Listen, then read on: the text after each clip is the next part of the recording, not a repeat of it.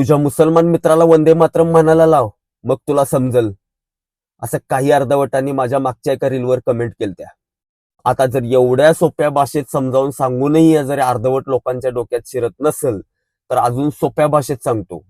आपला देश हा शर्यत किंवा मनुस्मृतीवर चालत नाही, तो भारतीय संविधानावर चालतो.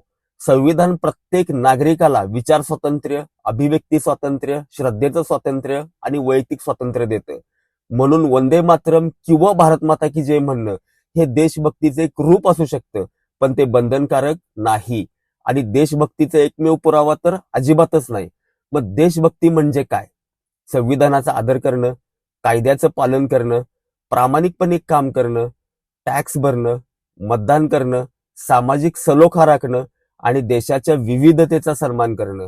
आणि हे सगळं भावांनो कृतीतनं दिसतं, घोषणेतनं नाही.